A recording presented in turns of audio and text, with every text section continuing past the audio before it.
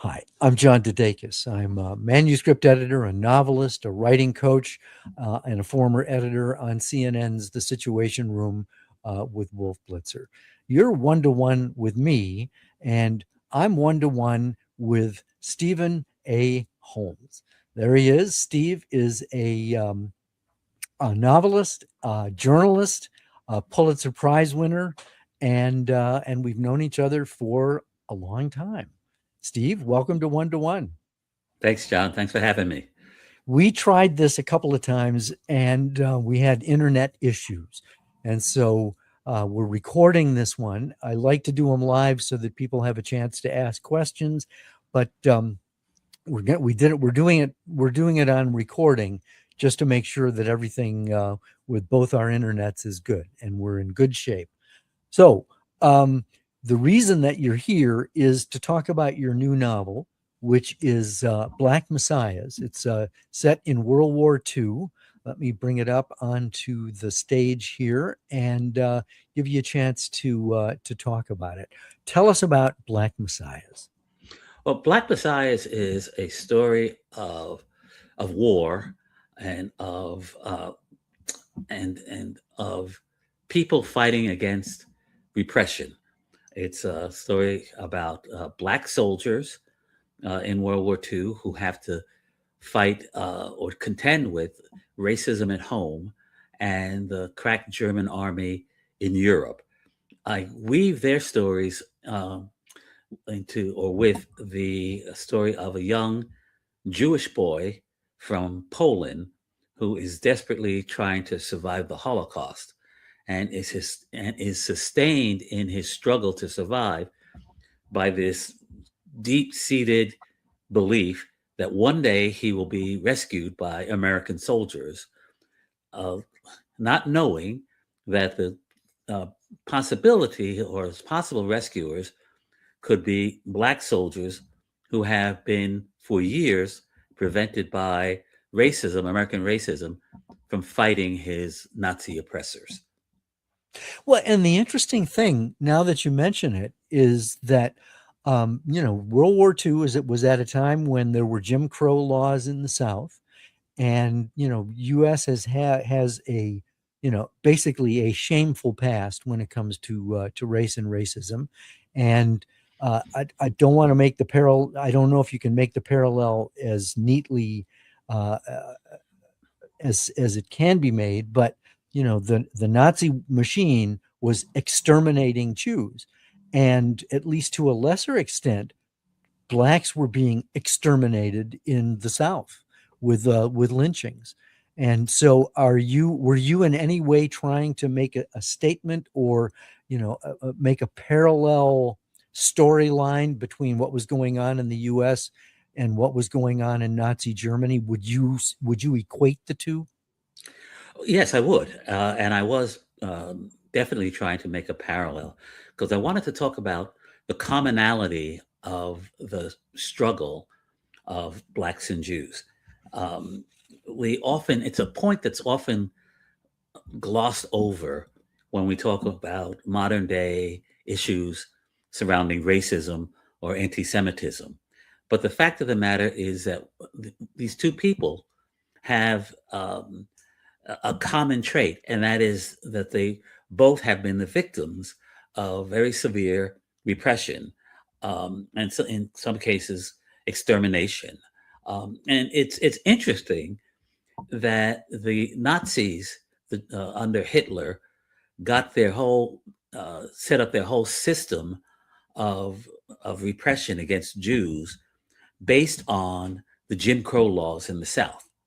That Hmm. early Nazis actually traveled to the United States, looked at Jim Crow laws and how they repressed blacks, and put that into laws and regulations that they made and codified in like the Nuremberg laws, in which they basically uh, discriminated against Jews. That's amazing. I don't know if I knew that. Um, Stunning.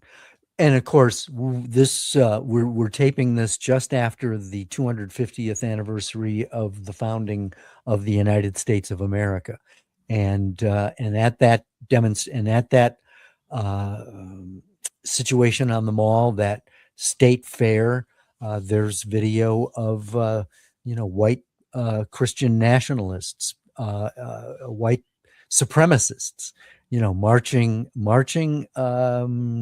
marching there.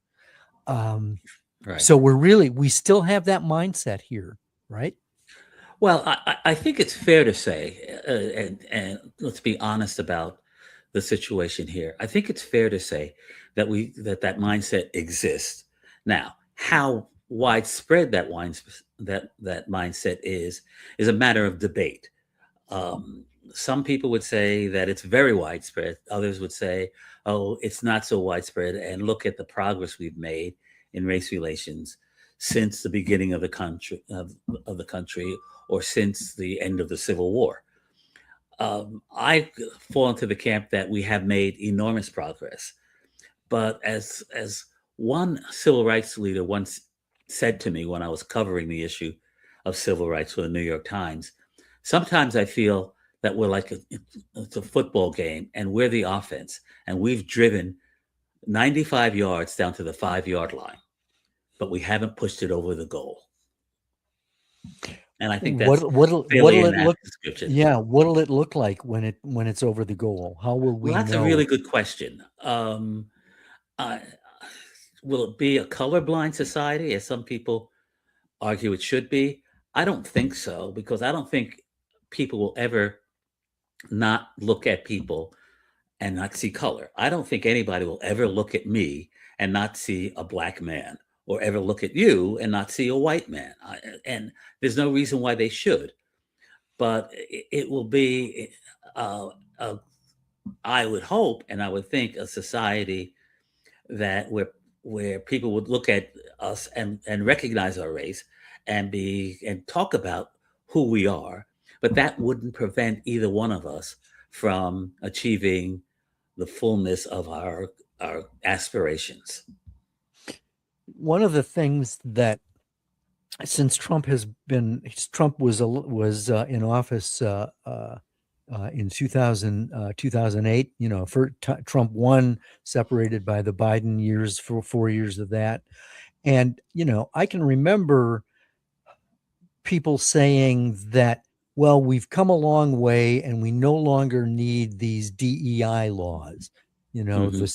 these civil rights protections, because, now it's pretty well established that, blacks have been um, uh, allowed to, you know, be part of society.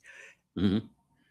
Would you agree with that, or was that a premature premature observation or decision on that I point? think it's a premature observation, but let's give the country some credit. Um, the fact is that we elected a black man president twice, right? Says something. You can't ignore that fact. And it's something that at the time when I talked to older people uh, that I knew, they would say, I've never thought I'd see the day." Right. I'm And one of them. I'm one of them. exactly. And so you have to give the country some credit. But you can't say that just because this happened, that racism and discrimination have just gone away. It's simply not the case. Um, but we have to say that we have made progress. Let you and I don't know, how old are you? I'm 76. Or Well, I you got must you by a year. I'm get 77. well, okay then. Then you and I both remember, the civil rights movement. Hmm. And I was in Wisconsin. You were what, in New York City? Basically in New York City. Oh, right Okay. outside. I grew up right outside New York City. Okay. Um, and La Crosse, Wisconsin was lily white back then. Hmm. And so my first in-depth conversation with a black person was when my first day in the army. And Hmm. so I was 20 years old, and my roommate that first night was African American. Hmm. And I remember asking him, I said, "So, what did you do on the outside? Just get to know you." And his response was, "Man, I was pimping." That's my that's my first Uh-huh. contact, Hmm. significant contact with a black man. And I mean, I was fortunate that my parents were, I mean, my dad was Greek American. He was an immigrant from Greece. Hmm. And when he was trying to pledge a fraternity at the University of Chicago, he was blackballed because he was Greek, Hmm. and it's the Greek system, which shows you that bigotry is Right. illogical.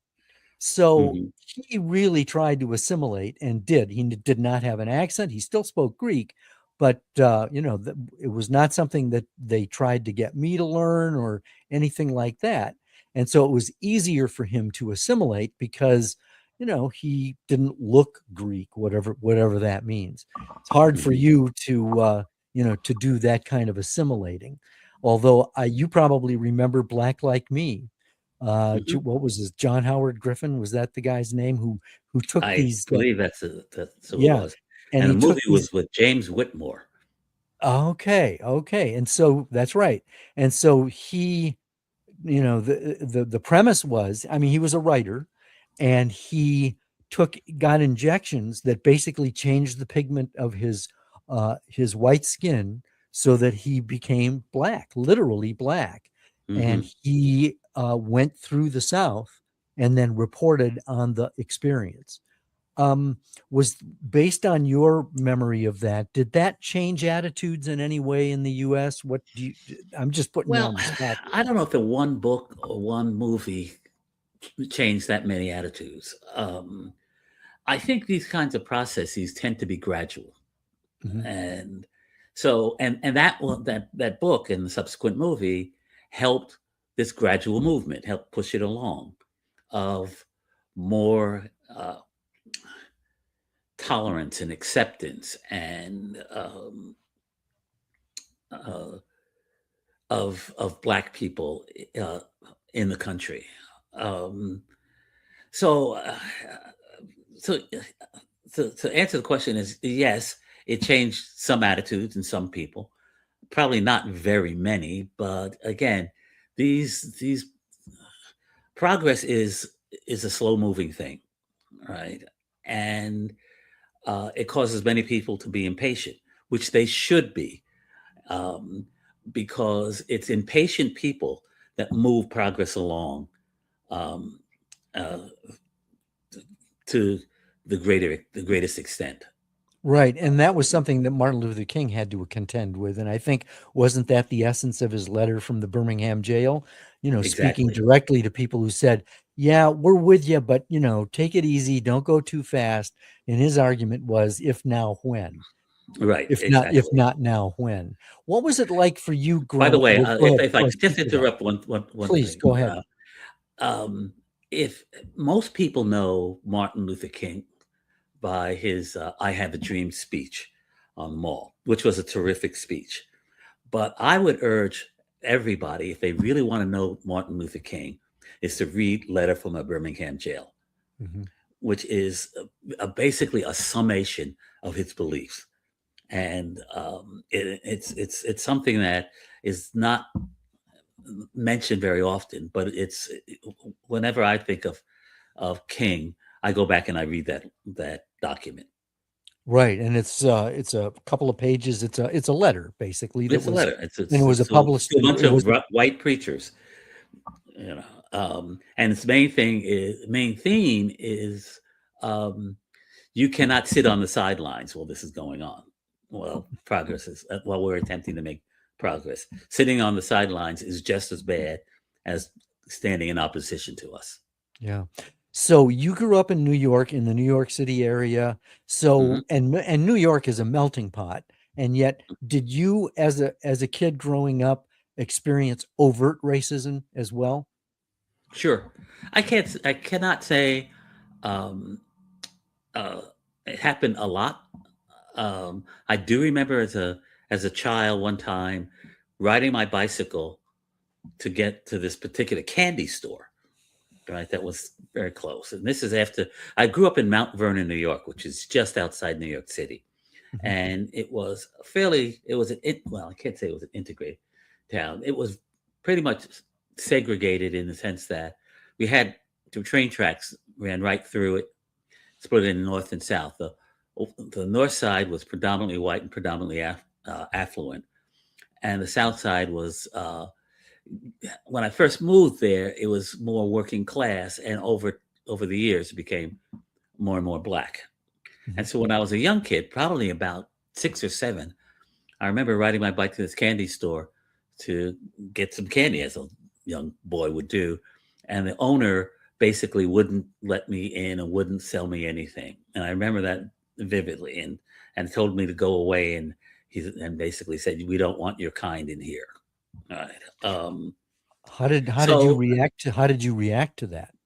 well, I couldn't understand what kind he was talking about, right? I was Yeah, 7, like, what right. kind? I just didn't understand it. And I don't think I ever told my parents about it. I don't recall ever telling them about it because I was so basically bamboozled by the whole concept. Like, what's kind are you talking about? Mhm. So, and I actually, to be honest, and to be um,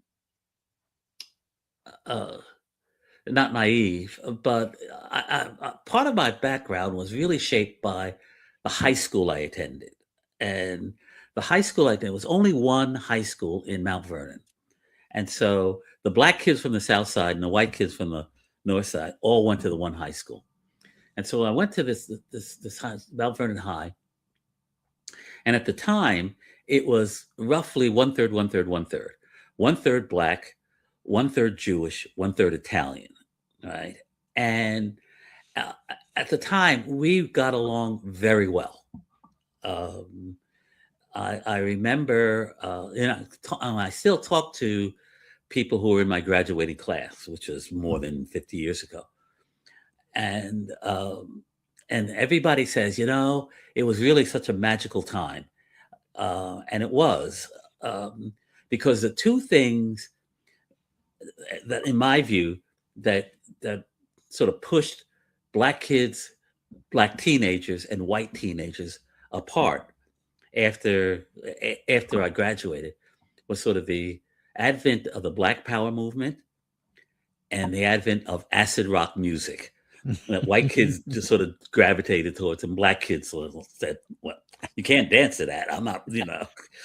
So, those two things, if you think about it, that help push white kids and black kids in opposite directions for some time. More of a cultural thing It than a was very racist much a race. cultural thing, and that fed into the politics of the day. Um, so, anyhow, but that occurred kind of after I graduated, Mhm. and at the time, we were all of us, the white kids and the black kids, all listening to R&B and Motown music, and partying together. When I went to my 50th high school reunion, my wife um, uh, was like, I brought my wife along, and we had a DJ uh, at this reunion, and my wife's comment to me, and she said almost incredulously, is a Steve, all the white people can dance. How'd that happen? I said, because we used to party together. And and So in some way, I mean, here's the thing. It's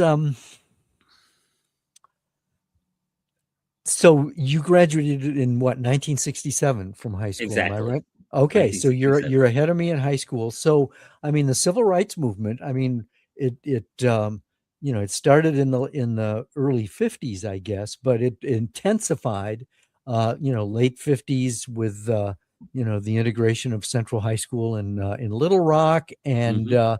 and then it became a much bigger deal in about what, 1960 or so.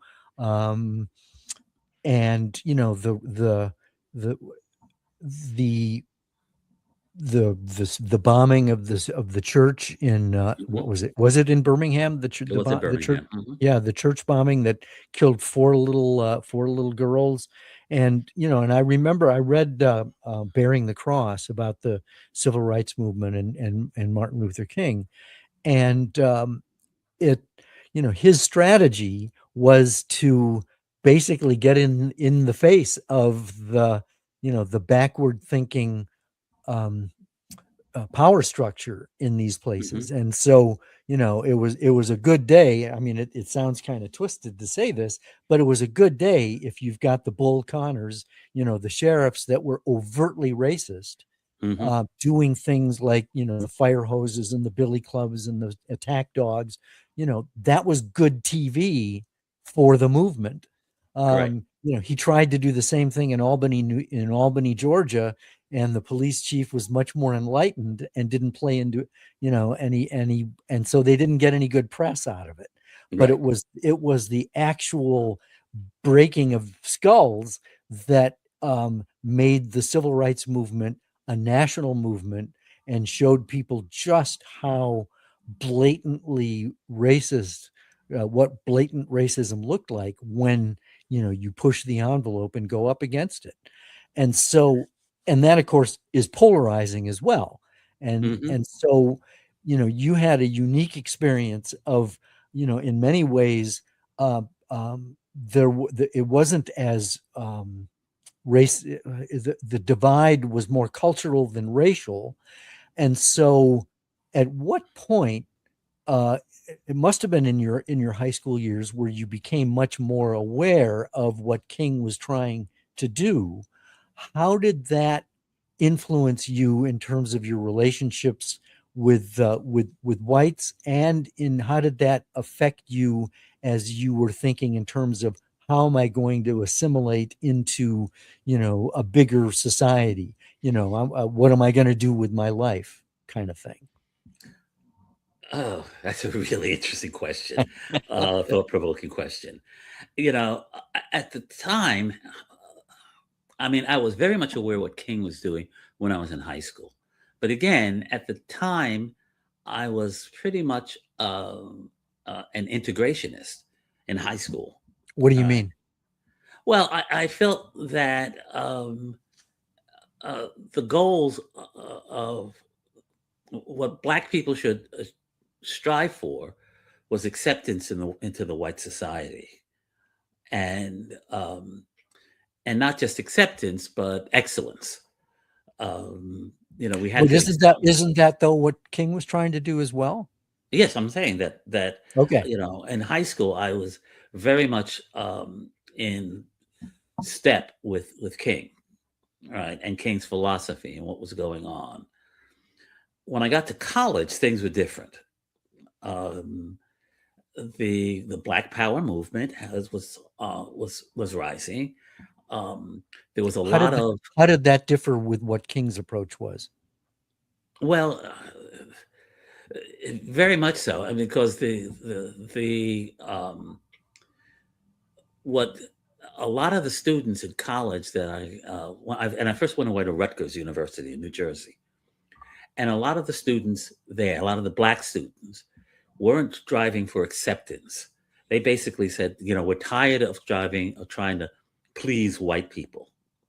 Um, that we need to basically look inward more, and the people that we want to please and want acceptance are other Black people, right? And that often would mean sort of a rejection of white friends and white institutions.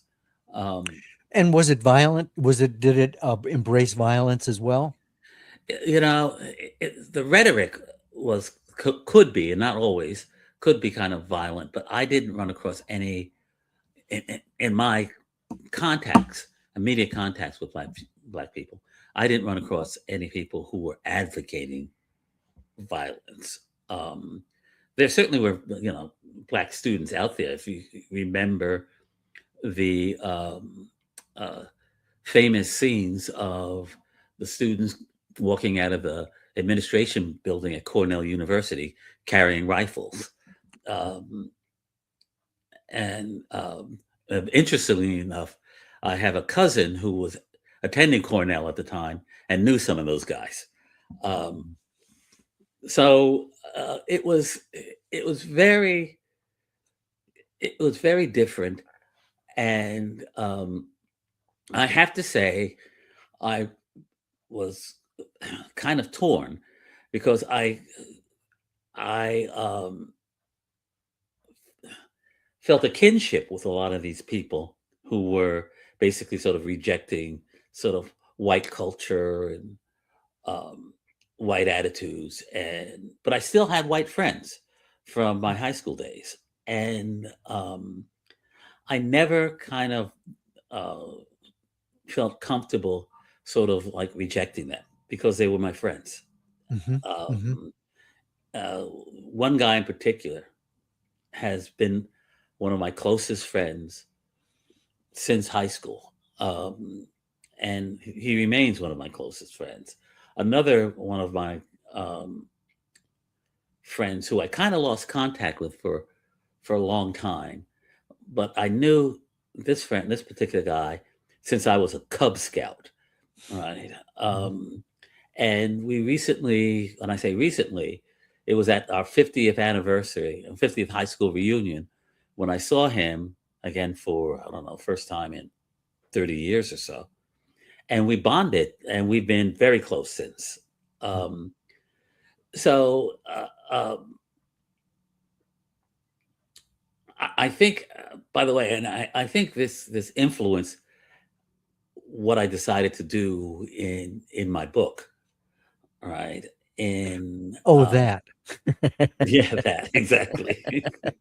um, yeah, let me bring it back to that. Yeah, there we um, go. There it is. We're not done with this topic, but go ahead. well, I think it kind of influenced what I decided to do. I could have written uh, a novel that just dealt with Black people. Hmm. And I think I could have written a good novel that just dealt with Black people. Hmm. Um, but I was interested in writing something that talked about the commonality of Black people and Jews. And I think that stems from the sort of integrationist attitude I developed when I was in high school and never left me. Hmm. Um, Now, some Black people will hear that and said, "Oh man, he's just another Uncle Tom." Hmm. But I don't believe that. But I do believe that. Um, what do I believe? I do believe that uh, uh, the sort of ideology, both cultural and political, of Black Power has done an, a lot for advancing the cause of Black people. Um, an awful lot. I don't think we would be where we are today if that movement had come along, because it really pushed us and pushed the society towards accepting Black people um, and Black culture um, to a really great extent. Um, but I also think that we've reached a point where, while it still is helping us, we have to sort of recognize that there's it's I can't say it's reached its limit, but there's a backlash that to it that a political backlash to it that is not helpful. And if we keep pushing away white potential allies, um, it's not good for us, not good for our movement. Why is the title Black Messiahs? It comes from a poem that I discovered in my research for the book by a woman by the name of Sonia Weiss, who was a Holocaust survivor. And she was in a concentration camp named Mauthausen, which is in Austria, a very notorious concentration camp. And she was near, as a child, she was in this camp. She was near death and, in fact, moving in and out of consciousness. And at one point, towards the end of the war, she had basically lost consciousness and she awoke and was being carried to safety and freedom by a Black soldier. And she'd never seen a Black soldier before. And she wrote a poem about her experiences called My Black Messiahs. And so I basically, that was the inspiration for the title. Mm-hmm. Before you went into journalism, and I find fascinating. Before you went into journalism, you were a cab driver in New York City, and I can just imagine, all the characters that sat in the back of your cab. What did that job do in terms of did it reinforce your integrationist viewpoint? Did it intensify your understanding of overt racism? Talk about the cab driver experience and the effect that it had on you as you were still trying to figure things out for yourself. Well, it had a couple of things. It really taught me people skills, dealing with people, because I dealt with all sorts of people, abusive people, drunk people, nice people. This is going to probably sound, it's not going to make my image too good, but women, and I say women in terms of seeing women as professional and capable people, and also seeing them as sex objects, right?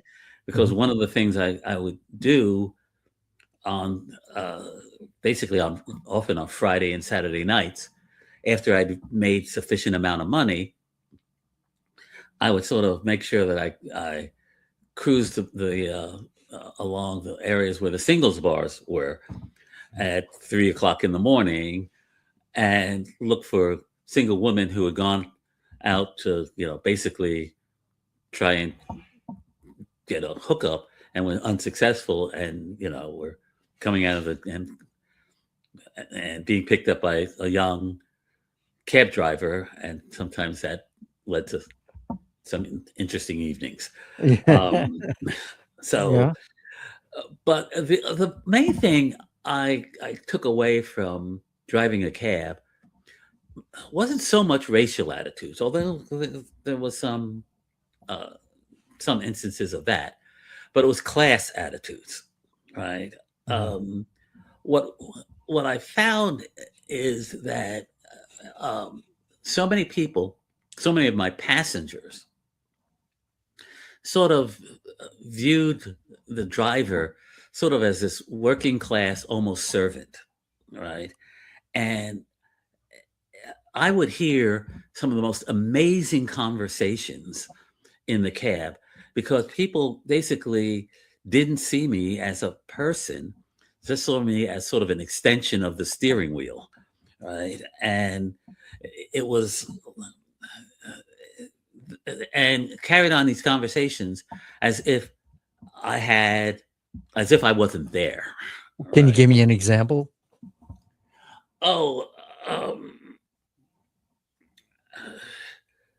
Financial conversations,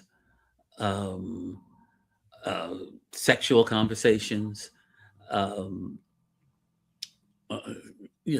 remember one time I picked up a couple and they wanted me to drive them around, at the time, Central Park in New York, in Manhattan, had basically a roadway that was basically circular that just took you around the park. And this couple basically decided to have sex in the backseat of my cab. And, Um, and so all they wanted me to do was take them around Central Park. And when I did it one time, I sort of kind of interrupted what they were doing. And I said, "Look, I've gone around the park." And the guy said, Keep "Do it one going. more time. This time more slowly." um, so, it was like I wasn't there. It was like, I was a non-entity. And I don't think that had to do with race. I think that had to do more with class. Okay, but isn't there really a connection between race and class? I mean, Sure. wasn't that, I mean, that's the root of what the whole situation was in the Deep South right from the very beginning, bringing black people, enslaved black people over to basically pick the cotton. It was a slave based economy. Sure. But it was also a class-based economy. I mean, it was the I don't remember the exact figure, but close to it was. I think it was more than 80%. I could be wrong on that, but a large majority of white Southerners never owned slaves, Right. right? And they were uh, in, economically treated not as bad as the slaves were, but certainly pretty badly. By the oligarchy that kind of ran the South, right? The planter class, right? Right. Right. You know, so yeah, there's a correlation. There's a of race and class because most black people were, this kind of, I hate to use the word underclass, but white people in the South, especially, was certainly a lower class. And one of the things that was discovered when during the 1940s when they instituted the draft before World War II is that how many white people, especially out of the South, were drafted into the army and turned out to have been malnourished, uneducated, right? And it's yes, it was a caste system in the South in which blacks were at the lowest level, and whites, and a lot of whites, were just one step above, and the ruling class, the planter class, basically promoted this racist attitude towards these lower class whites is that you may be lower class, but at least you're, one step above black people. And you got to make sure that black people never get one step above you. Man, oh man. So, before you went into journalism, you were a cabbie. Did that influence your decision to go into journalism? Um, I no, I can't say that it did.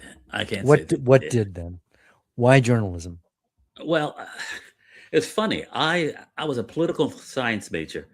Well, let me back up. I said I went to Mhm. Rutgers for a year. I dropped out after a year and stayed out for almost 3 years, and then went back to college at City College of New York. And I was driving a cab at the time. That's how I was supporting myself. And so like I said, I was a political science major, and I didn't have any clue as to what I was going to do when I graduated. And I remember the second semester of my junior year, filling out my course schedule. And I had a routine. I took classes in the morning, and I went and did my schoolwork in the afternoon. And then I would go to my garage in the South Bronx and get my cab and work that night. And so here I was filling out this course schedule, and I needed one elective to fill out my schedule. And I was thumbing through the course guide, and I ran across this course called Principles of Journalism. And I thought to myself, that's kind of interesting. I read a lot of newspapers because it helps being in political science. I think maybe I'll take that. And then the key was the fact that it was at 9 o'clock in the morning, right? So it fit the schedule. And I often said that, if that class had been at 2 in the afternoon, I probably would have ended up being a dentist, right? I don't know where I would have been, but I took this course and I had this one professor. I remember him very vividly. His name was Professor Erwin Rosenthal. And I had a couple of writing assignments. He gave out a couple of writing assignments. And after the third assignment or so, I think it was the third, after class, he wanted me to stay after class. And he said to me, he says, you got this. You know how to do this. You write really well. Mm. And I said, oh, really? Oh, okay. He says, have you ever thought about a career in journalism? And I said, no, I'd never thought about that. He said, well, you ought to think about it. And he got me a job, a different job as basically a copy boy at one of the local news stations, the CBS O&O station in New York City, which was had a great news station, great news department. There were local reporters like you may not remember, know, but people like Lynn Shure, right, Sure. who went on to Yeah. be she was one of the reporters there, one of the local reporters. Maureen Bunyan was this young cub reporter there, and so I worked there for a while, and then one of the reporters, a guy by the name of J.J. Gonzalez, told me about this program at the time held at Columbia University that had been set up by the Ford Foundation and other foundations that was specifically aimed at training and finding jobs for minority journalists, and said I should apply there. And I did, and I got accepted, and that led me directly to finding a job at a newspaper, and that's where how I started journalism. And of course, I can hear now, a lot of the MAGA Republicans would say, aha, a DEI hire. Well, I was. I mean, and what it meant is that I got a foot in the door with very little background. I mean, I didn't have a master's in journalism. I didn't go to a prestigious college. But I got my foot in the door, and then I just progressed from there, and I excelled. I really did. I can tell you. Let me tell you two stories about when I got hired by the New York Times. And I didn't get hired by the New York Times right away. I got hired by the New York Times after I'd been in journalism 14 years, I think.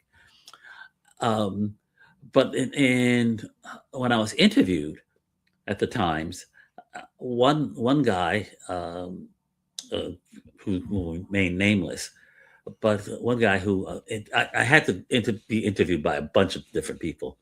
And one person was looking at my resume and noted that I had graduated at that point from CCNY, City College of New York, and said to me, I can't remember the last time we hired somebody who didn't have an Ivy League degree, right? Mm-hmm. And so I didn't have an Ivy League degree, but I could have been a DEI hire at the New York Times, but I made it and I excelled. My other story about being hired at the New York Times was the second day I was there. I was taken around to different various departments, and introduced to different department heads. And I went to one particular department. Oh, and I was there were two of us in this orientation who were being taken around, myself and a young woman who had been a theater critic for one of the weekly newspapers, cultural weekly newspapers in New York. And we went to one department, and this department head was introduced to this young woman first, and said to her, "Oh, I've read your stuff over the years. I'm so glad, happy that to have you here. You're going to do really well." And then I was introduced and says, "And this is Steve Holmes," and turned to me and says, "Oh, were you hired under some program?" All right. The interesting thing about that was she was clear that this young woman was going to do well, and clear that I was a DEI hire, and who knows what's going to happen to him. But 4 months or 6 months, I don't remember, later, that young woman was let go because she had worked on a weekly, but she had a real difficulty writing under daily deadlines. Mm-hmm. Right. Me, on the other hand, had no problems writing on daily deadlines, and went on to win a Pulitzer for the paper. So, yeah, I might have been a DEI hire several times in my career, but what I also was a person in each one of these news organizations that really excelled, that really did well. That must have felt terrible, though, at the beginning, because you didn't know if you were going to win a Pulitzer, and she obviously had the kind of pedigree that they were looking for. Right. So, of course, you don't know how it's going to turn out. How did you feel when that attitude was so front and center? Angry. And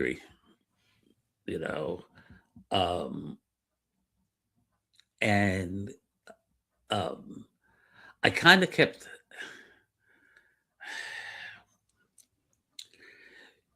John, you knew me at CNN, and I think it's fair to say I was pretty well liked. Yes. I have a pretty outgoing personality, and I'm easy to be around. Yes. I've been that way throughout my career. And your job at CNN was not often, was often to say no, and you can't do that, and why did you do that, and often delivering the bad news. Right. Go on.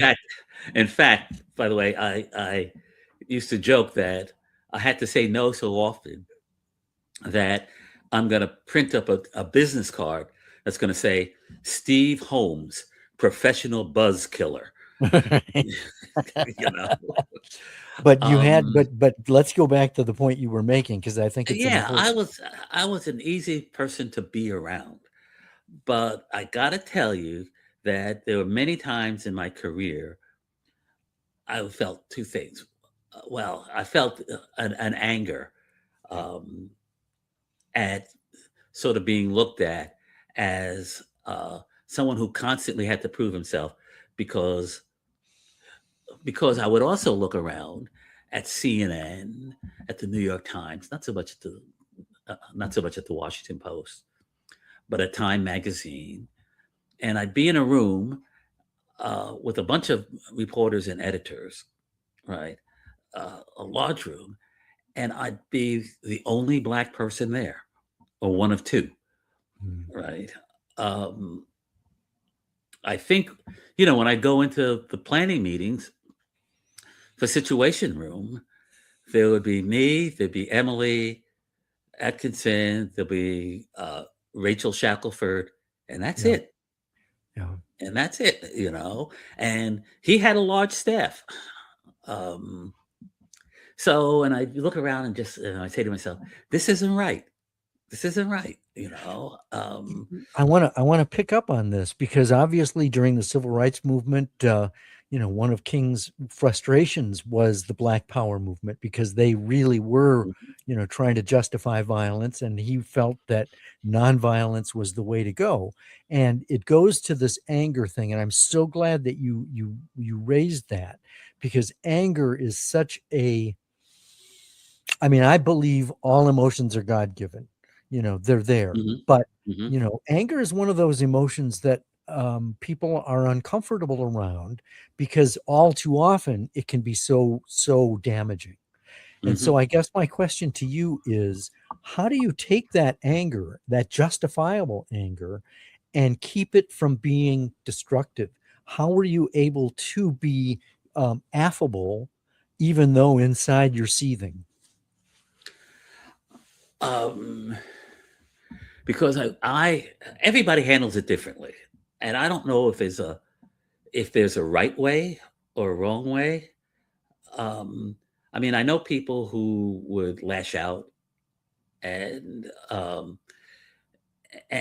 who would say, well, I told him, you know, um, and that wasn't my way.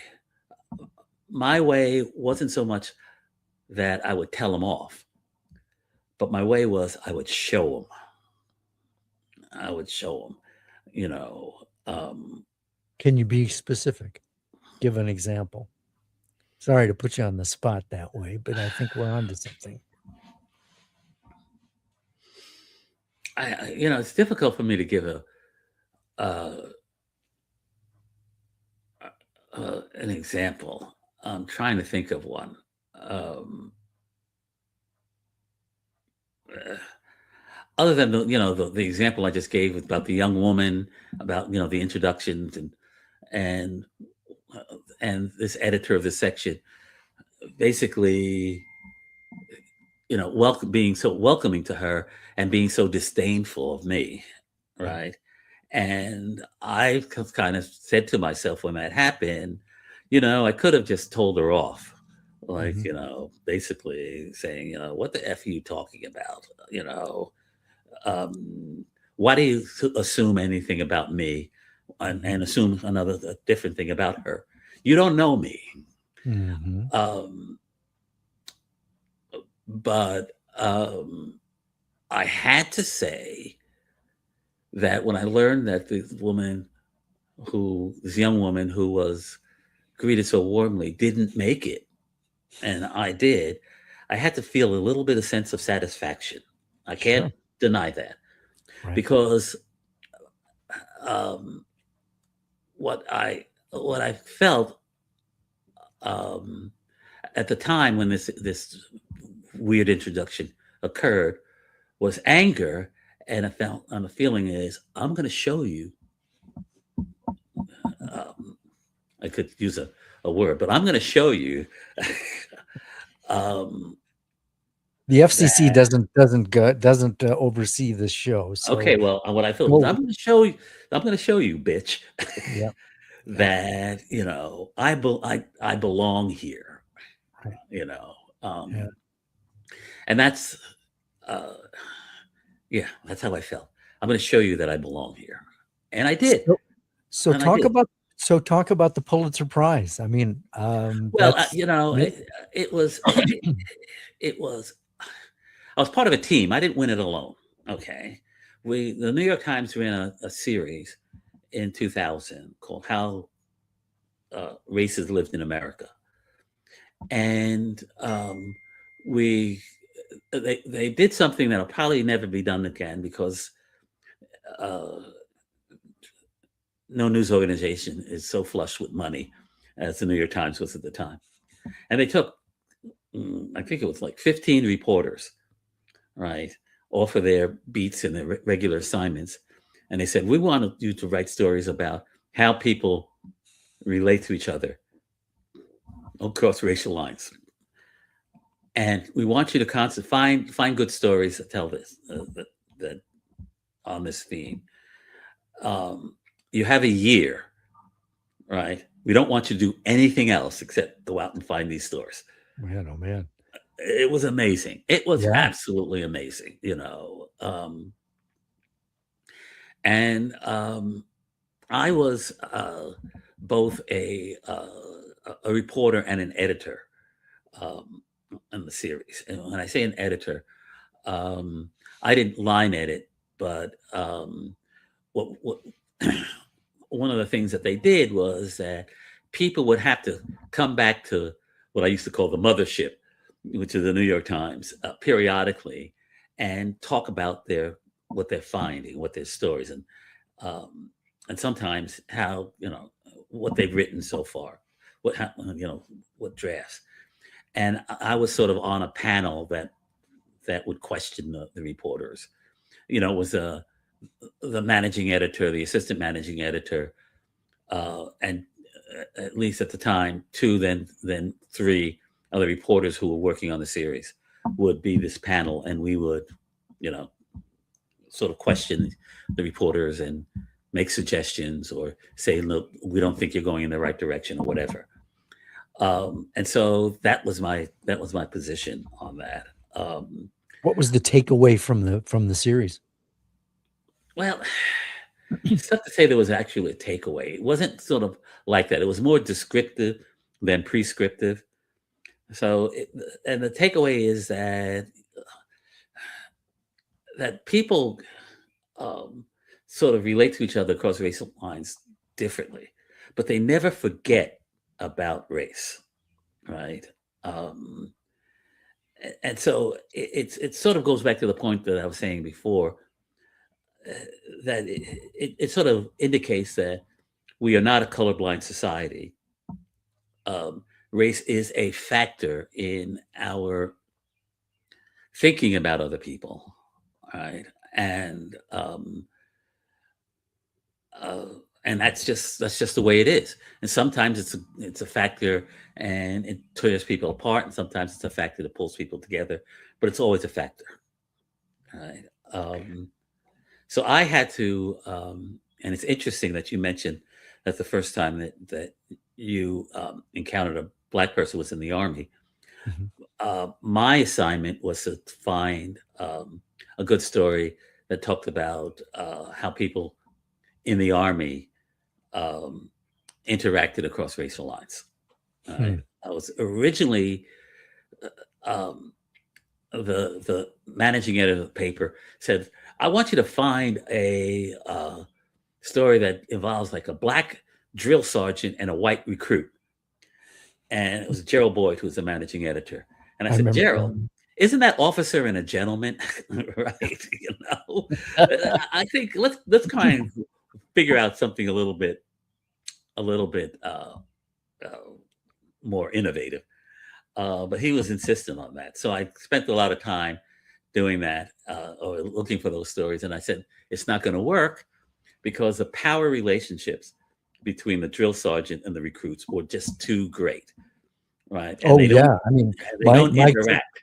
yeah, my drill sergeant was black and probably a dead ringer for James Brown, and and I worked with Gerald Boyd. He was the White House correspondent for the New York Times when I was Right. there, Hmm. and when I was in the army in Europe, race relations were a problem, were a major problem, and Right. we it was mandated that we go through race relations training, and I learned a lot from that experience. And one of the things I learned was that anybody who says, "Oh, I'm not racist," that's a dead giveaway. It is. It is. It's a dead giveaway, People, you hear somebody says, "There's not a racist bone in my body." I said, right? "Man, I don't know how you stand up." You know? um, so it was an interesting exercise, and one of the things I came away with from doing that is that you know more members of the society should basically be in the army or go through the army, Yeah. um, because it's one of the few, and it's getting less and less institutions that brings people across racial lines together and says you got to get along. Um, and it's had its problems, but one of the things I I learned, you know, it has this, it had, doesn't have it anymore, this basically unit that was basically um, its own sole function was to try and improve race relations in the military, and they were the ones that basically ran this racial this training that you probably went through. All right, and one of the things the guy who headed it said to me, and it stuck with me so much, is that when they would do surveys of various units that sort of gave them a sense of the racial attitudes of people in that particular unit. And if a survey came back that showed a lot of polarization and a lot of sort of negative attitude of whites towards blacks or blacks towards whites, or you know, both towards Latinos or whatever, they would concentrate on that unit. And yeah, they would do race relations training. But the other thing they would do is they would start really looking very closely at all other aspects of that unit, how good the food was, what the you know, the housing conditions were, what the recreational activities were. And I asked him, well, why do you do that? And he said to me, you know, when people aren't happy with how they're being treated, the default position is I'm being treated badly because I'm white, because I'm black, because I'm Latino. That's the default position that virtually everybody goes to. Hmm. And so, first thing we have to do is stop having people feeling like they're being treated badly, right? And race in that case has nothing to do with it. Just get, you know, better food, better housing accommodations, better recreational activities, so Hmm. people don't feel they're being treated badly. And at the same time, we'll do race relations training, and it makes a world of difference. You know. Let's talk about your book on Ron Brown, the Okay, Commerce Secretary who was killed in a plane crash. He was Clinton's Commerce Secretary, if I'm not mistaken. that's correct. Right. Talk about how that project came about. Um, so you remember he was killed in a plane crash, and I had an agent who wanted me to write a book. He didn't. He wasn't specific as to what it had to be about, but he just thought that he liked my writing, and he thought I could write a book. Well, And let's stop just for a second, because getting an agent is not something that just happens. So how not did you get this agent and why? I didn't get this agent. This agent got me. Okay. He had been following my reporting for a couple of years. He thought he liked my writing, he liked the way I looked at things, and he called me one day out of the blue and said, "Look, I want to be your agent. I'm going to get you a book contract." And Was this an offshoot of the Pulitzer thing that you did with the Times? no, this was before. Um, Okay. All right. it was several years before. Um, it was right, you know, the stuff I did with the Times was in 2000, Mhm. and uh, this occurred in the mid 90s when he uh, basically recruited me. Um, and I remember Joe Vallely was his name. I After Ron Brown was killed, I wrote up a piece for the Weekend Review, kind of an opinion piece for the Weekend Review, um, on how should we remember Ron Brown. You know, there were so many things about him. You know, he was a groundbreaker. He was a bit of a scoundrel. He was controversial. He was, you know, very politically astute. And which of these things will be Ron Brown's legacy? All right. And Joe called me and said, Steve, that's a book proposal. All right. And he gave me some suggestions that I should uh, make to turn it into a book proposal. And he started shopping it around to various publishing houses. And a woman, God, I've forgotten her name. She was editor at a publishing house, read the proposal and said to me, she was waiting. She knew Ron Brown, and she was waiting for somebody to come forward with a good proposal on Ron Brown. Mhm. And I was she read it and she said, "Okay, you got an advance." This was back in the day when they gave advances, Yeah, right. right? Right. This was not, And he was killed in 96, if I'm six, not. right, 96. Did you Right. know him? No, I did not. I had uh, covered sort of sporadically the Jesse Jackson campaign of '88, right? Okay. And he was very much involved. And I say sporadically as I was assigned to other people during that year, but the Times tended to rotate people onto different campaigns. And so I was on the Jackson campaign, but only for a few weeks. And so I met him during that, but I don't think he remembered me. Actually, he did. Actually, he did remember me. It was kind of funny. I remember this was even before I got the contract for the book, and it was clearly before he died. I was at a restaurant. I was having lunch with a woman I knew in the White House press office, and we were sitting towards the front of the restaurant. And I looked up, and there was Ron Brown getting up from his table in the rear of the restaurant, and he was starting to walk towards the door. And I said to the woman I was with, Beverly, "That's Ron Brown. Watch how he, just watch what he does." And we watched him, and he, like, as he walked to the door, he stopped at just about every table to say hello and say something and pat somebody on the back, and glad handing everybody. It's like he knew everybody in that restaurant. And if he didn't know him, he pretended he knew him, right? Until he got to our table, which was like one of the last tables. And he turned to me and says, "So, Steve, who's this lovely young woman you're with?" Whoa. Right. And I'm thinking, so I introduced her, and I'm thinking, he doesn't know me from Adam, you know? But he remembered, my name, but he really didn't know me. So anyhow,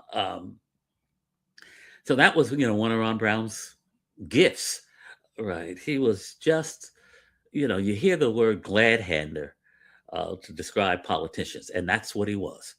And I don't use that term as a pejorative. He was Right. he was just really great at that. Anyhow, you asked me, did I know him? No, I didn't really know him.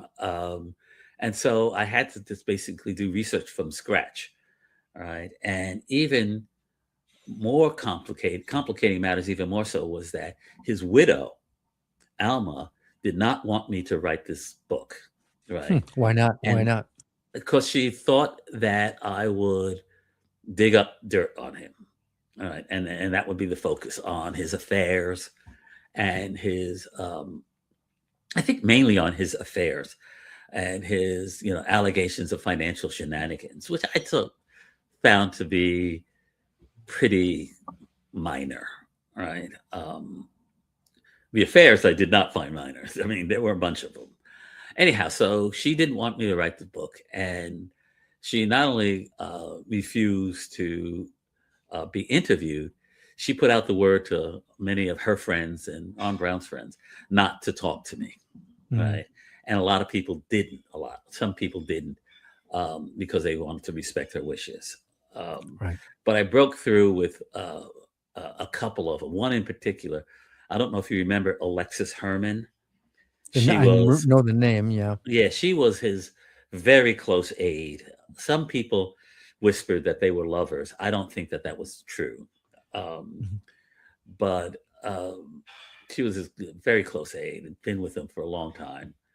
And she agreed to talk to me. And that opened a lot of doors. It was like, a couple of people who were reluctant said, "Oh, wow, Alexis talked to him. I guess it must be okay." So How long did it take you to write the book, research and write? just about 4 years. I was going to say that. I mean, my very first attempt at nonfiction was a biography, and I abandoned it for many reasons. But it was a time suck. It was a major time suck, and it was the research it's a bottomless pit. You can never find out everything. Right. And just staying organized. I mean, how were you It able to was manage all that? it was difficult, especially since I could only manage and afford to take 6 months off from work, Mhm. right? Um, and I use that 6 months strictly for research, right? Mhm. Right. Because I figured I could figure out how to write this book um, while I was working. I couldn't research it while I was working. It just would be impossible.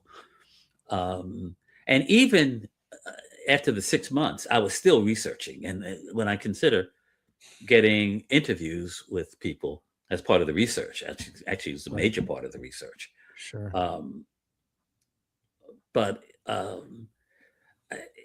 the research was such a time suck, and especially in that I remember I wanted to find out when he was married. Just put in the date of he was married, Mhm. and um, I ended up going through year after year of marriage announcements in the New York Times to find out. I mean, year after year, and I finally, found out. Now, if I had cooperation from his wife, it's one question: when were Mhm. you Yeah. married? Yeah. But this was year after year of getting, microfilm from the New York Times and looking at wedding announcements just to find out one date. Um, but so it was tough. Is Um, the book still available? Are people yeah, it's you been can a get it while. on. You can get it on Amazon. Okay.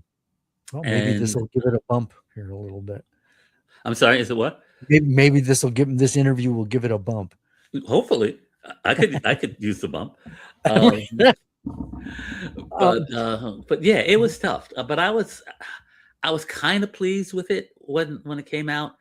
I like you say, I think that I really wish that uh, I hadn't been blocked so much to right. That makes it difficult. yeah. Let's go back to Black Messiahs. Okay. Um, I want to talk about the process because we worked a little bit on that together. I was one of your editors, and it went through several drafts, I think. Right. I mean, I would imagine, I don't want to put words in your mouth, but was it easier to write nonfiction was it easier to write fiction as opposed to nonfiction? No. Oh, really? Okay, why is that? No, no, it wasn't easier, but well, let's put it this way. It took a while for me to get out of a nonfiction mode, Yes, yes, right? yes. Yeah. Uh, yeah, it took a while, and uh, um, but once I got out of it, it became easier. And as I've said to people that I had spent basically 45 years of making sure that every word I wrote or every word I edited or every word I was somehow associated with was completely true, completely accurate, and could stand scrutiny, right? Mhm. I can't tell you what a liberating feeling it was to finally have license to just make shit up. Yeah, well, I know the feeling because I that was my experience as well. Yeah, Uh, it's like, wow, I can say that. I tell people, I tell other journalists, remember how you were doing an interview on a particular story and somebody says something and you say to yourself, God, I wish he had said that instead of this, right? Now I can make them say anything I want. Right? And that's But you still had to do research because it's historical fiction. absolutely, Yeah. absolutely. I had to do research, and I had to, and the way I sort of began to think about it is that I had to have what I call the spine of truth. Mhm. When I'm talking about a particular anecdote, a particular scene, a particular dialogue, it had to have the spine of truth. And once I had that, I could add everything. I could add muscle and tendons and blood vessels to build a body, right? Mhm. But it Mhm. had to start with the spine of truth. And let me give you an example, okay? Okay. I have an anecdote. I can give this example because it doesn't really give anything away about the plot. I Okay. have an anecdote involving a character by the name of William Hasty, and William Hasty was a high uh, a chief aide to the Secretary of War, uh, James Stimson, and he was the highest ranking black person in the War Department. Mhm. And he was really frustrated because he was an integrationist and he wanted to have black soldiers fighting in mixed race units, black and white soldiers fighting in mixed race units. And he was getting nowhere with that in the War Department. And he was also having a lot of trouble just getting uh, good accommodations and good consideration for the black troops that were in the military. And so he's frustrated. And one day he gets this envelope, and inside the envelope is a newspaper clipping from the Chicago Daily Defender, which talks about the arrival of a bunch of black lieutenants to this tank battalion that's training in Louisiana. And this is highly unusual because most black units had white officers, and here were these black lieutenants showing up at this black unit. And the newspaper clipping there's a note attached to it, and the note says "one small step," and it's signed T. Marshall. And Hasty leans back and he says, that Thurgood, he's not only smart, he's thoughtful. He's gonna go far, right? So that's the anecdote I write. Now here's the truth. Here's the spine of truth. Hasty was, in real in historical fact, the highest ranking black in the War Department. His job was to look out for the affairs of black soldiers. He was very frustrated because he was an integrationist and he wanted uh, black and white soldiers to fight side by side in mixed race units, and the army wouldn't have any of that. And um, and before he had that job, he taught and then was dean of the Howard University Law School. And one of his students at one point was Thurgood Marshall. No kidding. All of that is true. Mhm. Everything else I made up. You know, Right. the But it Chicago certainly is Defender, plausible. It's and it's plausible. plausible, and Yeah. it's Wow. plausible. That's fascinating. So that's kind of how I approach the historical novel. Um, let's talk. You've been really generous with your time and your insights, and I appreciate your flexibility because we did, you had no idea where I was going with this because I didn't know where I was going with it. Okay. And but I do want to talk about journalism because you've got, a lot of experience in print and broadcast. We worked together at CNN, and journalism has been controversial for a long time. You and I both remember, Spiro Agnew running around the country calling journalists effete core of impudent snobs Yeah, and right. nattering nabobs of negativism. Negativism. And it's, Hmm. it's just a that's just a a more elegant way of saying fake news. And so now, of course, journalists are being sued, and amazingly, some of them, CBS in particular, is paying Trump, even though they probably could have won in court. Mhm. What what do you feel is the biggest misconception that people have about journalists and journalism?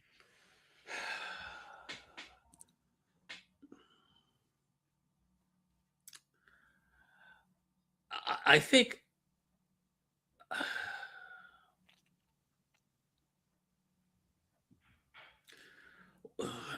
I think that we make up stuff, that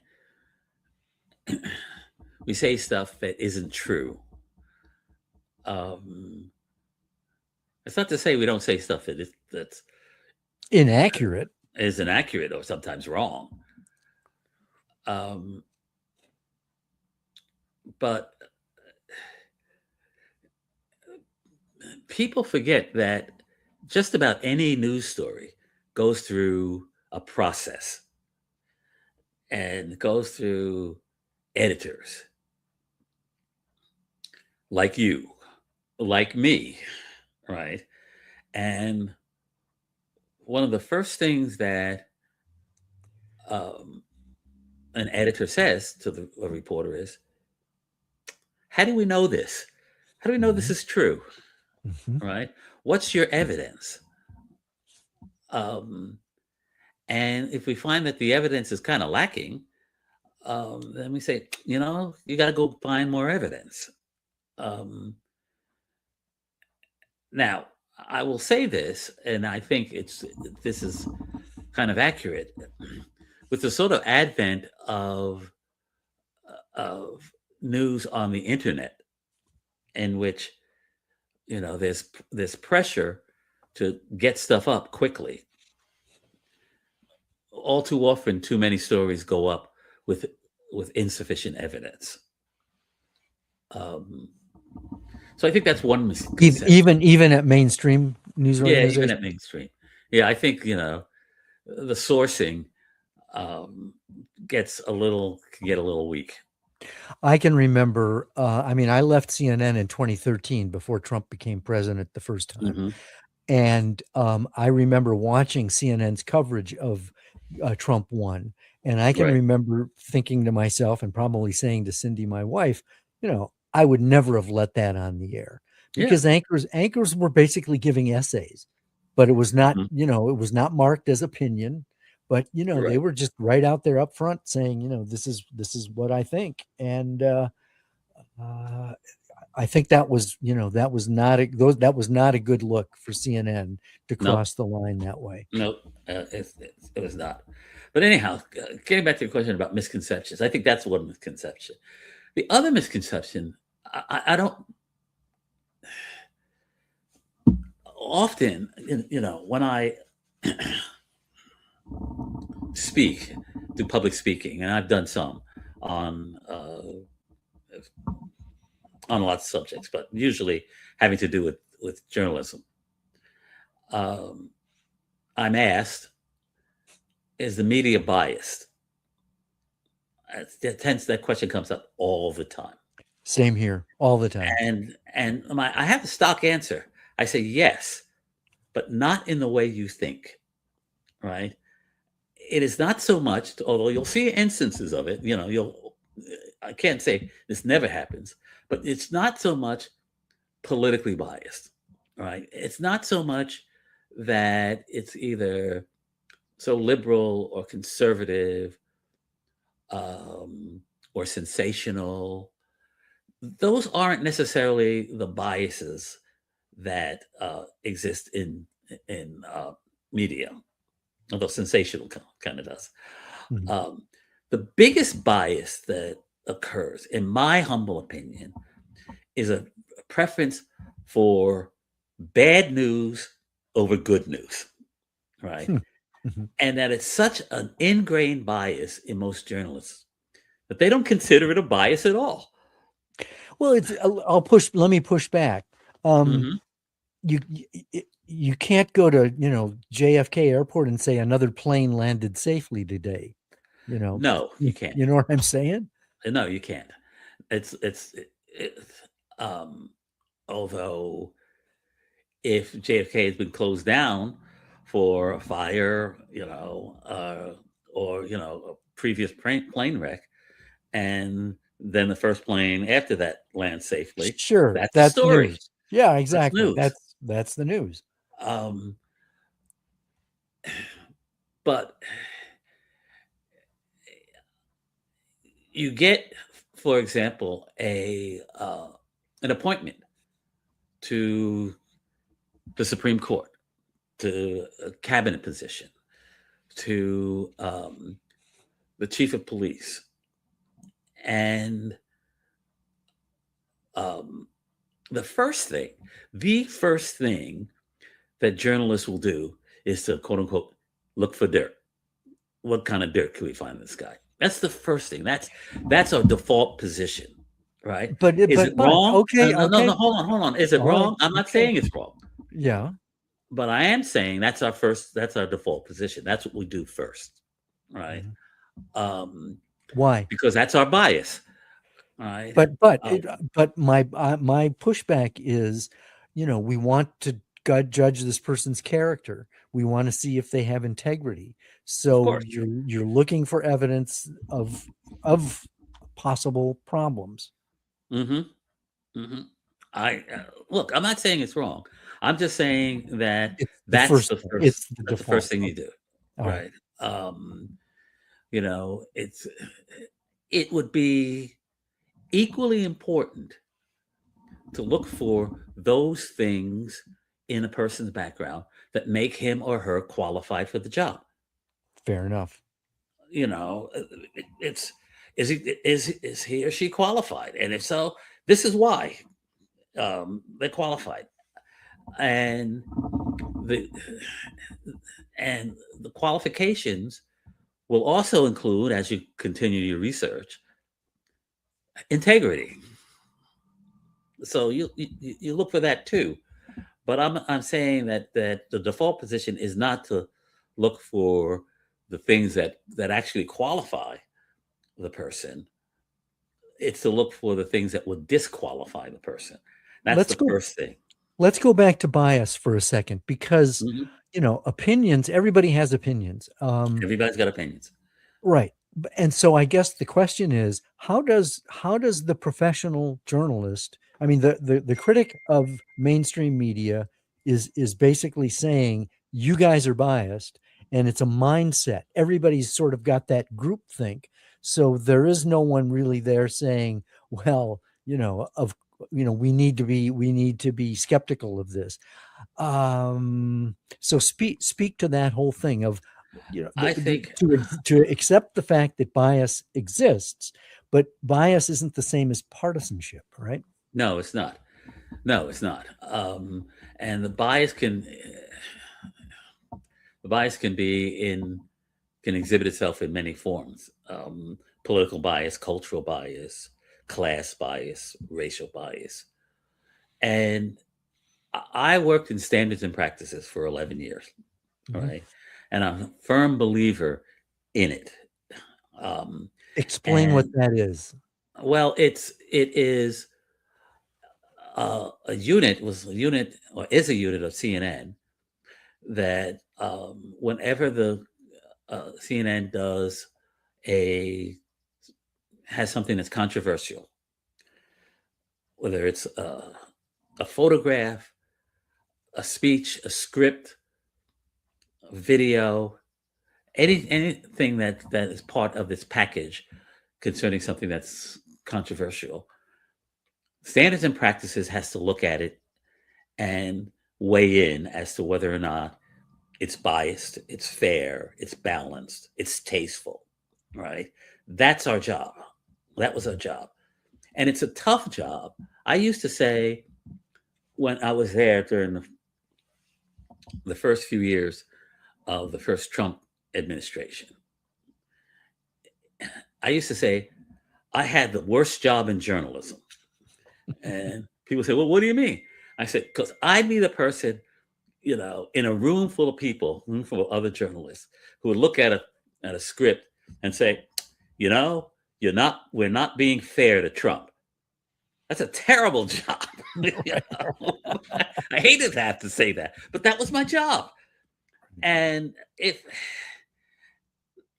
so, my job was to sort of squeeze the bias out of anything, if any exhibited. By the way, I didn't have to squeeze a lot because there wasn't that much in it, Right. right? But there was some, and I had to squeeze it. I remember one time talking to one particular producer about a story of a Trump cabinet that he did on Trump cabinet member, and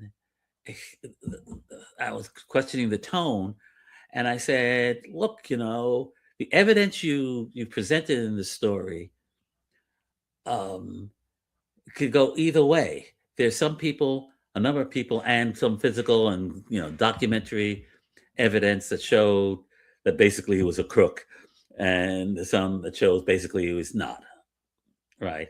But your tone is basically that he's a crook." Mhm. And the guy says, "Well, I don't know. I don't think we should give him the benefit of the doubt." And I said, "It's our job to give him the benefit of the doubt at times when it calls for that, you know." And yeah, that was a bias. Is that why, let's go with benefit of the doubt, because lie is one of those. I mean, if something is a lie, that means that the person knew that what they were saying was false, and Right, they didn't care. And so things that are inaccurate aren't necessarily lies. right. Um, Now, did CNN, and I don't know the answer to this, Trump, I think it's safe to say, lies reflexively. Hmm. Uh, but when, in his first term, it's my impression, and I'd be interested in your inside observation. It's my impression that CNN was not just quick to jump on the bandwagon and say, this is a lie. It's more of a, this is not accurate. And it's the fact checking. Right. Did there come a point where CNN had to finally say, well, Trump says this, but it's not true and it's actually a lie?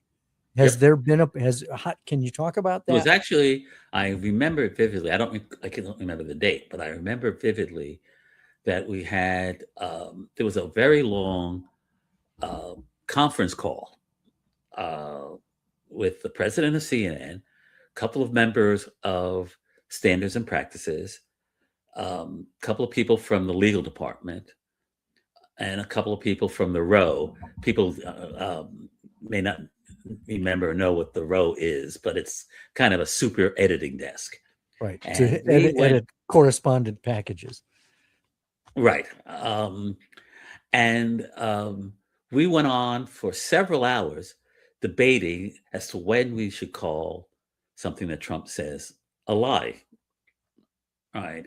Um, I remember I put forward an idea, which was not adopted, but I still believe it should have been, was that, okay, if Trump says something once that's wrong, what we say, John, are you still with me? I'm still with you. I want people to be able to see you full on Okay. here. I'm Okay. here. Um, if Trump says something once and it's not true, we just say that it's wrong, right? And point out how it's wrong and whatever. And so but if it's repeated, if he says it again, and it's unquestioned that it's been pointed out that it's not right, but he says it again, then it's willful, and then we can call it a lie. Mhm. All right. There was, and I remember one of the people said that what he was troubled about was that there were times when Barack Obama said stuff that wasn't true, but we didn't call it a lie then. But Obama tended to respond to criticism when somebody said, "Oh, what you said wasn't true," and he didn't repeat it. right? And to me, it was a repeating. Goes back to your point. At that point, you could make an argument that the person knowingly knows that it's not true, and at that point, you can call it a lie. Okay. Okay. And so, I'm not, is CNN more likely to call Trump's lies, call out Trump's quote unquote I lies? think so, and I think so, and I'm not. Don't think it's necessarily a liberal bias, but I think it's the fact that he's lied so often. All right, and we have fact checked it and stuff, and it turns out to be untrue so many times that when he says something and certainly repeats something that's untrue, that there's no hesitation in calling and saying that Like it's a lie. he won the 2020 election. Like he won the 2020 election. I mean, it's there's been so many stories written and so many reports. Even from a firm, a company that he hired, a research company that he hired to look into the 2020 election, that came back and told him, "Sorry, man, you lost." Right? So it's not. It's. I don't think there's anybody who has any really hard, tough feelings about calling that a lie, Mhm. Except someone who's a true believer, except someone who's a true believer. Exactly. which unfortunately is the United States government right now and the entire Republican Party. Well, not the entire Republican Party, but No, I just take about. that back. I'll take that back. Certainly the ruling class of the Republican Party and the Right. And it is the United States government. And it's interesting. I remember having an argument with some of my friends um, who talked about, well, it's half the country believes this. And I say, no, it's not really half the country. It's just not really half the country. it's about a It's third of the country. it's about a third of the country. And what the unfortunate part is that one third of the country has captured the U.S. government. That's right. And so it seems like it's bigger than the actual numbers. But you look at the polling, and it's not half the country. It's just not. Do you have a sense of what's going to happen in the midterms in 2026? Is Trump going to try to rig that? Yes, I do believe he's going to try and rig that. He's already trying to rig that election. It's fortunately, he's been stymied in his efforts and most of his efforts. I mean, one of the biggest ones is that his directive to the postal authority not to deliver mail ballots, and it's like, I'm sorry, man, that's against the law. See, I'm not sorry, but yeah, he's already trying to, and I believe in a number of close elections, he's going to somehow declare that the Republican loser is in fact the winner, and try and get the House or Senate not to seat that person. So I think we're going to see some very interesting court battles in the aftermath of the 2018 2028 elections. If the perception is that his influence has, in a sense, tipped the scale, thumb on the scale, and that the Republicans stay in power in both houses, do you think that things might get violent? Um, I actually think it'd be the other way. What do you mean? That even with his thumb on the scales, if the Democrats take over, that there'll be a section of the Republican Party that will get violent. I mean, we've already had evidence of that. We don't have evidence of the Democrats getting violent. I mean, January 6th was an example of Republican extremists getting violent. We don't have anything um, to that scale, and to that, we don't have evidence of Democrats getting violent over an election that they didn't win. Mhm. And the biggest example that we can look at is the 2000 election when Al Gore basically carried the popular vote and the Supreme Court stopped the counting of ballots in Florida. And we don't know whether or not Al Gore would have won Florida. And if he had, he would have been president. But the Supreme Court stopped it. And yet, the Democrats didn't get violent. And Al Gore, the loser, basically got up and urged people not to be violent. The That was the 20, but that was 25 years ago. It was So 25 years ago, different and time. a lot of things have happened, including the idea that that not the idea, the fact that Donald Trump encouraged his followers to go down to the Capitol and make it clear that they were unhappy with the election results. Now, Fight like hell. Fight like it's got exculpatory evidence is that he said to them, "Don't be violent." He did say that, but the fact of the matter is he actually encouraged them to go down there, and the idea that they would not be violent was kind of far-fetched. Well, and when they were violent, he certainly did not immediately step in and try to stop it. Exactly. So this is the evidence we've had, and my point is, a lot of things have happened, including that, and including the fact that although he did that, he got away with it. Yeah. Right. Well, So and then pardoned everybody. So I don't know if I have no idea how people will react given what had happened in the intervening 25 years. Yeah. I just don't know. Okay. So we could go we could go on for a long time. Yes, we can. What are you working on now? What's next? Right now I'm just working on selling this book and promoting this book. That's a full-time job. It is very much of a full-time job. Was this part of the novel writing process a surprise to you that marketing was going to be part of it? Yes. A disappointing part of it?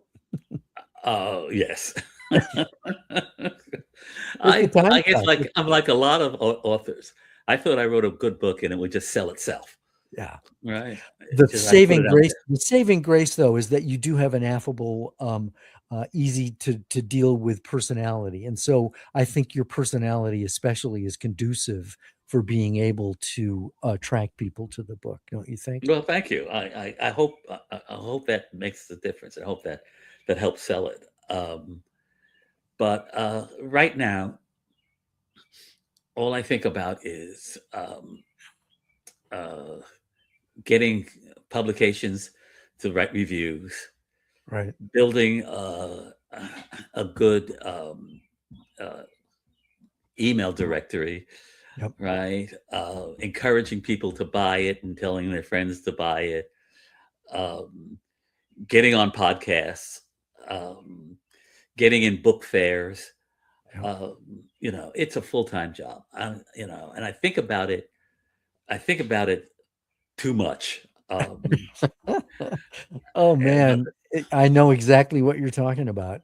Yeah, So let's zoom ahead though, because there is going to come a time when you've done all you can, or at least you're going to get sick and tired of the whole marketing thing. Then what? I mean, you got a creative side that you need to itch, right? Yeah. I've thought about a sequel. I actually thought about. You were the one who got me to think about a sequel. That's right? No surprise. Yeah. Right. And I don't know. Remember that you did this. It's in character. I was not really inclined to write a sequel, right? But one day you suggested that I needed to write an epilogue, right?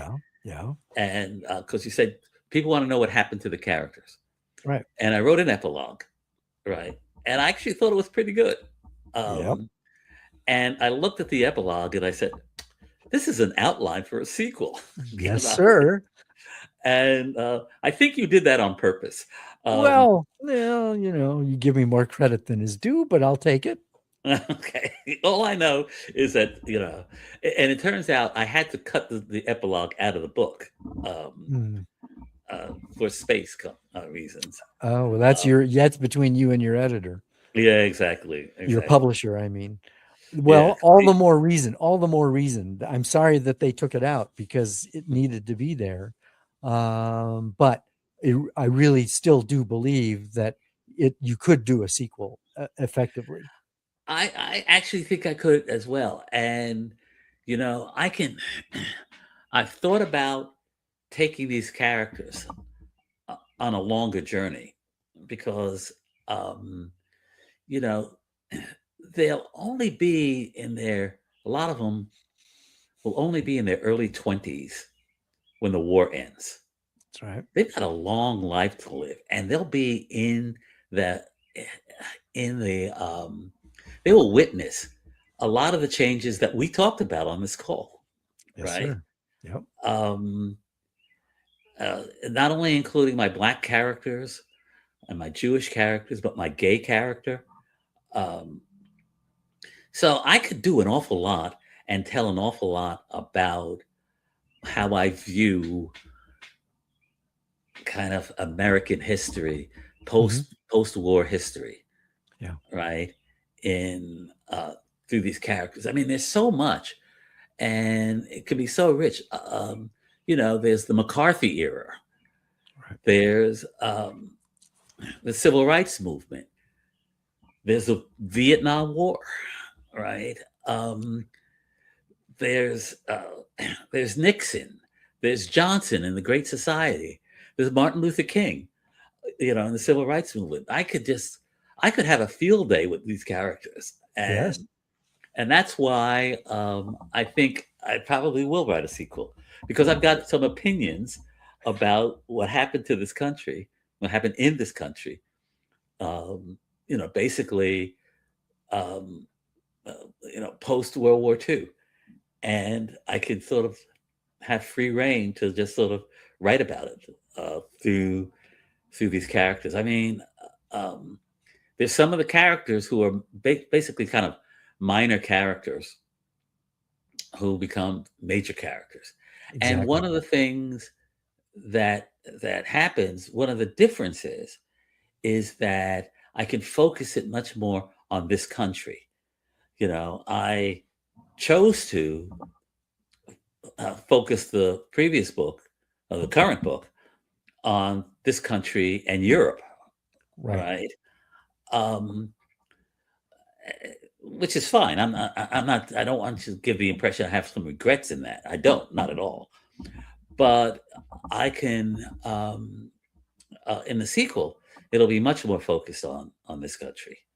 Yeah. Now, the big question, is how do I get the young Jewish boy who's still in at the end of well, I'm not going to say anyhow. Uh, This is for offline. We'll have that yeah, conversation. right. Exactly. Exactly. What have I, we've covered a lot of ground. Is there anything that we didn't cover that you would like to address?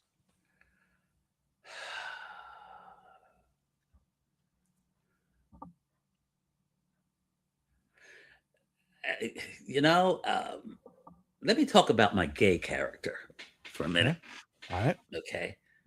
Because he was, in some ways, the toughest one to write about. Well, and it's World War II, which is, that's a whole Well, different. yeah, I mean, that's one of the reasons why it's so difficult. I mean, it's the 1940s.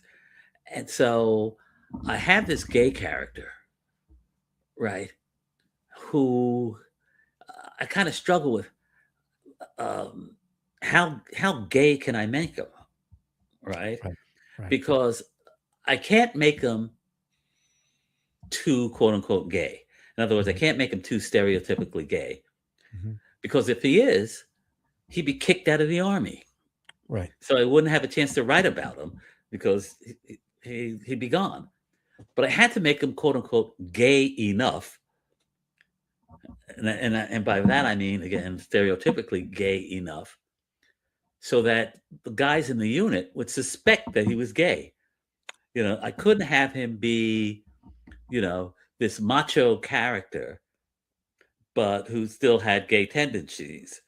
Because how would the guys know that he was gay unless he, approached them?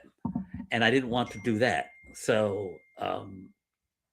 Uh, so it was something that I kind of struggled with, and and one of the things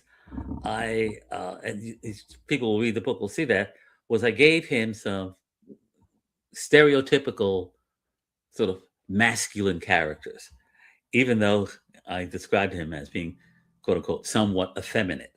Like, for example, I made him a good basketball player, right? Mm-hmm. And I talked about how he was a good tank driver, that he could drive the the M4 Sherman tank, which is a difficult thing to do, right? In fact, my wife used to kid me that in my early drafts I had 4 pages on how to drive a Sherman tank, and she said you got to cut that out. Yeah, right. So you I and cut it out. You and Tom Clancy, weapons porn. Yeah, I know. God, I had weapons for it. But he had to. My Lonnie, my gay character, was very adept at driving a Sherman tank, and so which was not an easy thing to do. So it was a challenge to try and figure out how to write him, and also how to make him. I'll tell you another story about in terms of the editing process. One point, my editor from the publishing house was talking about my gay character, and she said to me, Lonnie is one of your more interesting characters, but I think you need to draw him out a little bit more. Right now, he's either a victim or a hero. Right? It's a little bit two dimensional. You got to give us a little more. And so I said to her, well, I had a chapter in there where he has a liaison in London while they're stationed there, sort of a one night stand, right? One night gay stand. And I said, so what? She asked, what happened to that chapter? I said, well, I cut it out because the publisher demanded I cut the manuscript down by 9,000 words, right? So I cut the chapter out, and she said, "Send me that chapter. That sounds really interesting." So I had to find it, first, and it took me a while to find it. But I did, and I fiddled with it a little bit, and I sent to her, and she called me back, and she says, "This chapter is great. I'm going to put it in." And I said to her, I said, but John, the head of the publishing house, said that I could only have 100,000 words, and we're way over now. This will add another, I don't know how many thousand words to it. And she said to me, let's not tell him. So I guess you'll find out now, but it's too late. You'll find out now. Okay. But it's too late. That's fascinating. But so anyhow, so I've got that one chapter in there, and I was very pleased with that chapter. Yeah. So well, let me kind of button things up here. We're talking about the book Black Messiahs. The author that we've been speaking with is Stephen A. Holmes. Steve and I work together at CNN, but Steve has a long journalism career, 45 years in journalism, Washington Post, Time Magazine, was part of a team that won the Pulitzer at the New York Times on race relations in the United States back in 2000, 2001. And let's see, let's go to let me just stop that and go to this. I want to make sure that people have a chance to contact you. For those, some people are just listening. And so I want to give them a chance to know how to contact you. And that is through your website, which is Stephen with a V, StephenAHolmes.com, ENAHOLMES.com. So people can get to you there. I'm John DeDakis, just so that people know who I am, a novelist, writing coach, certified grief educator, former editor at CNN's Situation Room with Wolf Blitzer. What else do I want to say?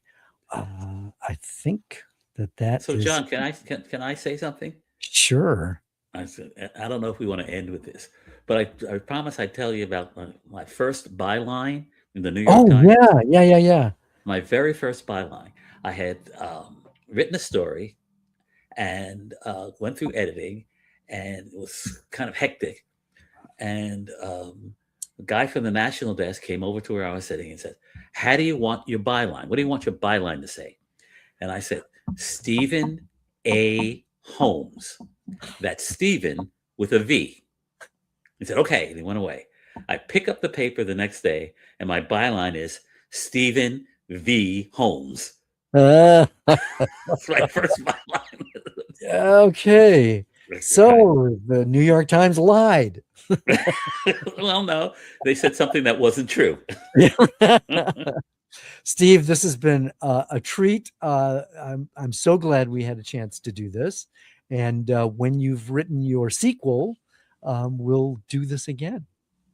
Sounds good to me. Thanks, Steve. Thank you.